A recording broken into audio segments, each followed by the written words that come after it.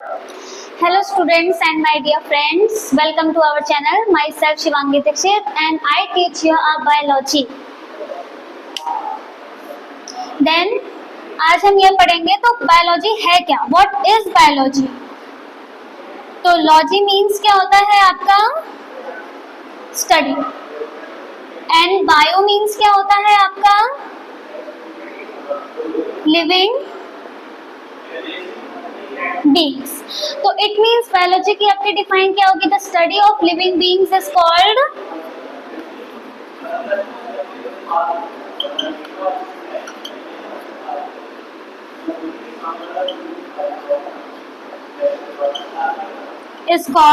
Biology.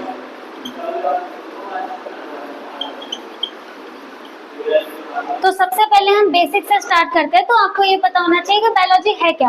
तो biology क्या होती है कि जिसमें हम स्टडी करते हैं लिविंग बीइंग्स की, उसको हम क्या बोलते हैं, बायोलॉजी।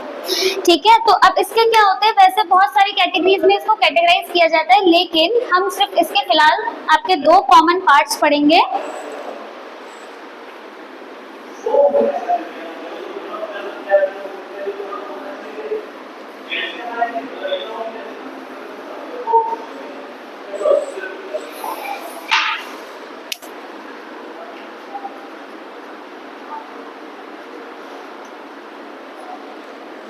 इसके दो कॉमन पार्ट्स हैं आपके,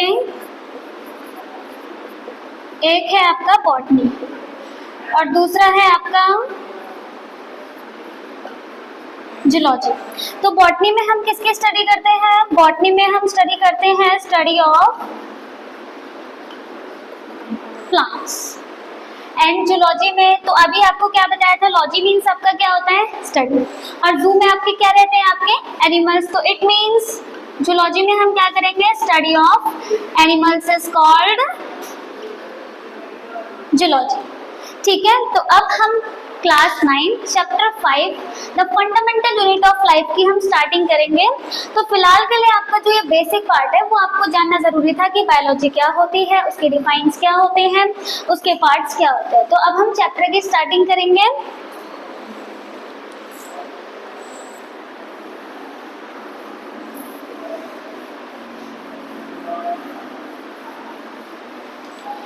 तो सबसे पहले किसी भी चैप्टर को पढ़ने से पहले आपको ये पता होना चाहिए कि चैप्टर का मीनिंग ही क्या है, हम उसे पढ़ ही क्यों रहे हैं। The fundamental unit of life यानी कि हमारे जीवन का आधार क्या है। तो हमारे जीवन का आधार सबसे पहले क्या आता है, एक क्वेश्चन अराइज होता है हमारा कि व्हाट इज सेल, आखिर ये सेल है क्या, क्यों है, हमारी लाइफ में इसका फंक्शन क्या है, कैसे वर्क करती है। तो सबसे पहले इसमें हम क्या पढ़ेंगे कि सेल क्या है। तो सेल क्या होती है कि cell is the basic structural and functional unit of life. तो सेल का मतलब क्या होता है, यहाँ पे स्ट्रक्चरल का मतलब होता है जो हमें क्या देती है, शेप, एंड आपका क्या प्रोवाइड करती है हमें, साइज। तो सेल क्या होती है कि सेल इज द बेसिक यानी कि सेल क्या है, हमारे जीवन का आधार है, जो कि हमें क्या प्रोवाइड करती है, शेप और साइज प्रोवाइड करती है, और जब ये सब मिल जाते हैं तो हमारे फंक्शंस को पूरा करते हैं।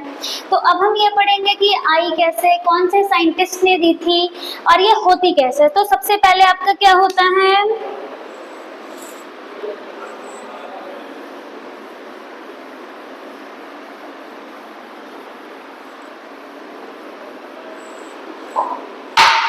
तो सबसे पहले हम क्या देखेंगे कि फॉर एग्जांपल आपका ये क्या है, आपका सेल। तो सेल से आपका क्या बनता है, मान लो ये सेल है। अब यहाँ पे क्या है, अब एक के अंदर बहुत सारी जब सेल्स होती हैं तो उसको हम क्या बोलते हैं, आपका टिश्यू। टिश्यू से फिर उसके बाद हमारा क्या बनता है, ऑर्गन। ऑर्गन से हमारा क्या बनता है, organ system, and then organ system से हमारा क्या बनता है, एक ऑर्गेनिज्म। तो आखिर हमें ये तो पता चला कि भाई हमारा जो जीव है वो आया कैसे।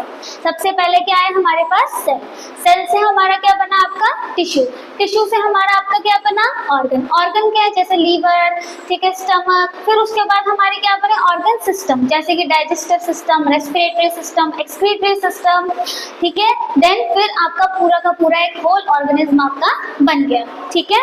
तो अब इसमें हम नंबर ऑफ सेल्स के बारे में पढ़ते हैं, तो नंबर ऑफ सेल्स को ना कैटेगराइज किया गया है, ठीक है। तो देन इसके दो पार्ट होते हैं, एक होता है आपका यूनिसेलुलर एंड दूसरा आपका क्या होता है मल्टीसेलुलर।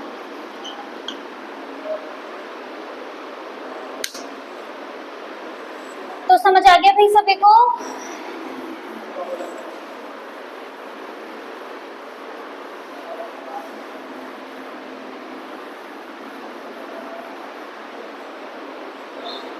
तो अब हम किसके बारे में देखेंगे भाई कि यूनिसेलुलर क्या है। तो फर्स्ट यहाँ पे आप डाल लें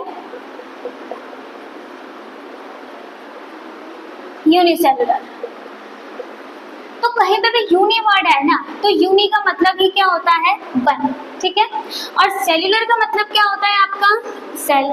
तो यानी कि जो एक सेल से मिलकर बना होता है। तो आप यहाँ पे लिख सकते हो कि यूनिसेलुलर हम किसको बोलते हैं कि it is composed of one cell. Example में जैसे आपका एक सेल जो है वो क्या होता है, तो बैक्टीरिया है आपका एक सेल बैक्टीरिया के अंदर प्रेजेंट होती है। एग्जाम्पल क्या है आपका बैक्टीरिया, ठीक है। देन हम किसके बारे में पढ़ेंगे, हम मल्टी सेलुलर के बारे में पढ़ेंगे कि मल्टी सेलुलर क्या है, व्हाट इज मल्टी सेलुलर। तो मल्टी सेलुलर क्या है आपका मल्टी, तो मल्टी मतलब क्या होता है बहुत सारे, और सेलुलर मतलब क्या होता है आपका सेल। मल्टी मतलब क्या होता है आपका मोर देन, और सेलुलर मतलब क्या होता है आपका सेल। तो यहाँ पे आप क्या लिख सकते हो कि it is composed of more than one cell.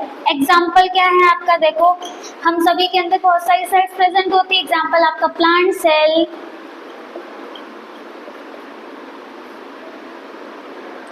Plant, human beings,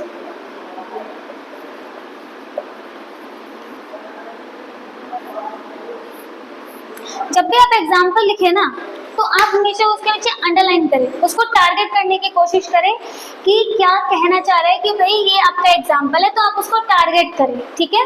then अब हम पढ़ेंगे कि जो सेल है उसको किसने डिस्कवर किया, किसने उसके बारे में बताया, कौन से साइंटिस्ट थे।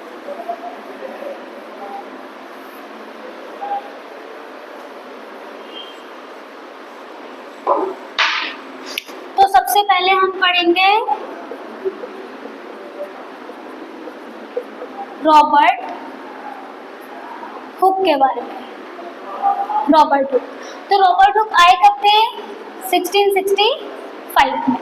इन्होंने क्या किया, इन्होंने डिस्कवरी की थी, किसकी डिस्कवरी की थी, ही डिस्कवर्ड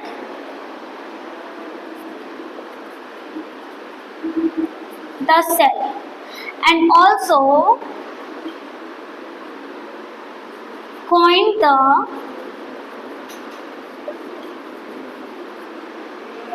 term cell। इन्होंने बताया क्या था कि भाई हमारे पास क्या है, हमारे पास एक क्या है आपकी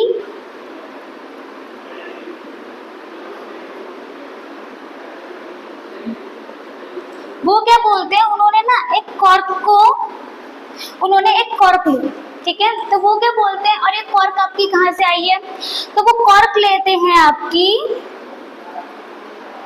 बार्क ऑफ ट्री से। बार्क ऑफ ट्री का मतलब क्या है? बार्क का मतलब होता है छाल। तो वो क्या करते हैं, वो ये देखते हैं कि भाई वो ना पेड़ का ना छोटा सा आपकी छाल ले लेते हैं, जिसको वो बोलते हैं बार्क।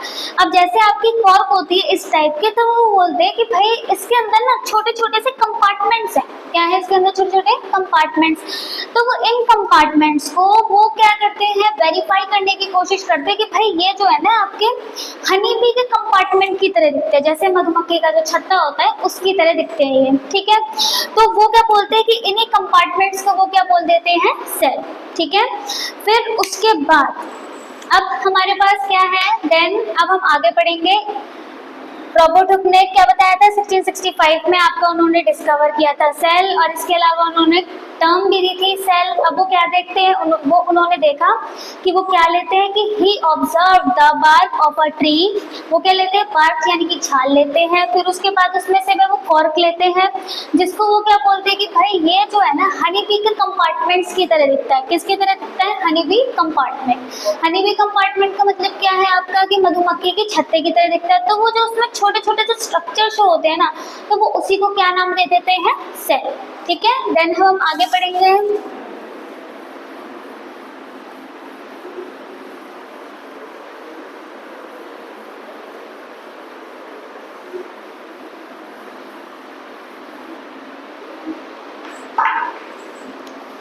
तो दूसरे साइंटिस्ट आते हैं आपके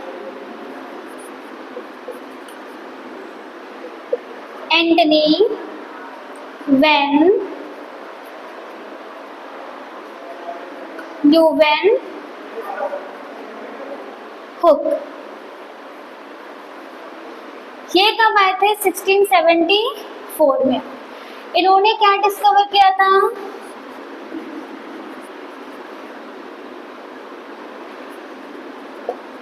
He observed and discovered the first living cell। तो इन्होंने क्या डिस्कवर किया था 1674 में? एंटनी वैन ल्यूवेनहुक आए, उन्होंने क्या बताया? उन्होंने देखा फर्स्ट लिविंग सेल को। अगर आपसे कोई भी क्वेश्चन अराइज करे कि सेल की डिस्कवरी किसने की थी, तो आप बोलोगे रॉबर्ट हुक ने 1675 में। लेकिन अगर आपसे कोई ये बोले कि फर्स्ट लिविंग सेल की डिस्कवरी किसने की थी, देन आप तब बोलेंगे 1674 में की थी और एंटनी वैन ल्यूवेनहुक ने की थी। देन आपका तीसरा साइंटिस्ट है रॉबर्ट ब्राउन, 1831। He discovered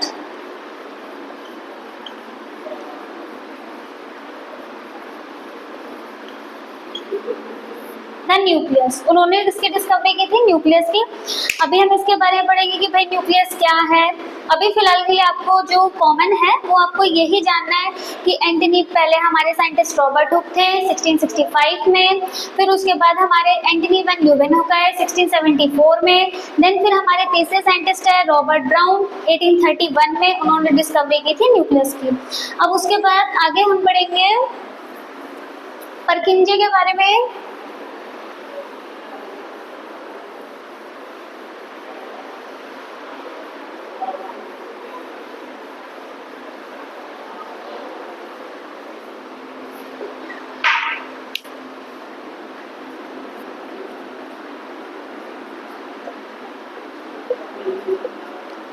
परकिंजे आए थे 1839 में।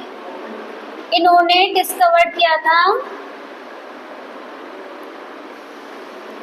ही कॉइन्ड द टर्म, इन्होंने एक टर्म दी थी जिसका नाम क्या है आपका? प्रोटोप्लाज्म। कब दी थी? 1839 में। अब उसके बाद हमारे ना सेल थ्योरी थी। तो सेल थ्योरी के ना 3 अलग अलग साइंटिस्ट आते हैं आपके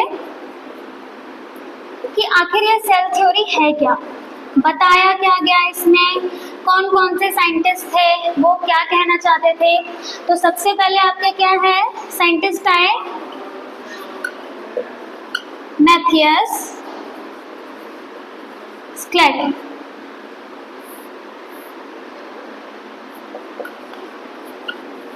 थियोडर स्केवन। देन फिर हमारे आए रुडोल्फ विर्को। अब ये कब आए थे आपके 1838, 1839 एंड 1855। ये सब ये कहना चाह रहे थे कि इन सब की थ्योरी अलग अलग थी, ठीक है। ये कहते हैं कि जो हमारे आपके जो प्लांट है, प्लांट सेल, जो प्लांट्स है वो आपकी सेल से बने हुए हैं। थियोडर स्केवन ये कहना चाहते हैं कि भाई जो एनिमल्स है वो सेल से बने हुए हैं। रुडोल्फ विर्को ये कहना चाहते हैं कि जो आपकी अब सेल आई है वो पहले वाली सेल से बनी है। तो सबके बारे में यहाँ पे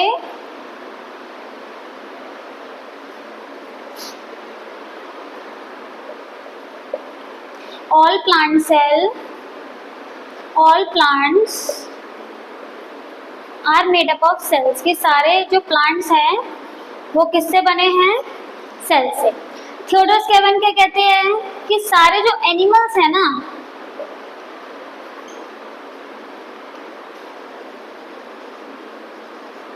वो सेल से बने हैं। रुडोल्फ विर्को क्या कहना चाहते हैं? ये कहना चाहते हैं कि जो सेल है कि cells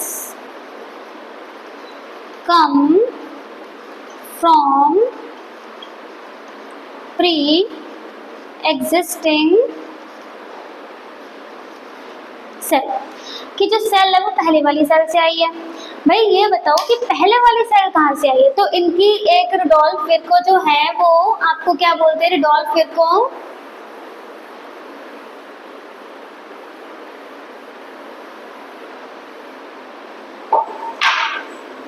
तो रुडोल्फ विर्को क्या कहना चाहते हैं?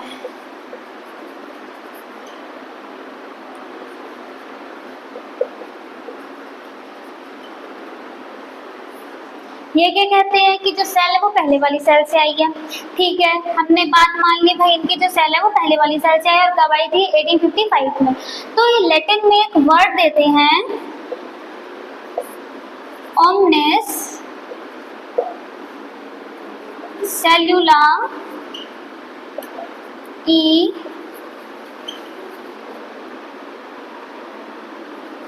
सेल्यूला। तो इसका मतलब क्या है कि जो सेल है वो पहले वाली सेल से आई है, ऐसा ये कहना चाहते थे। देन आप इन सब के बारे में, साइंटिस्ट के बारे में हमने जो भी पढ़ा है या फिर इस चैप्टर से हमने जो भी रिलेटेड पढ़ा है आप इसको अच्छे से याद करें। Then please like, subscribe my channel. Thank you.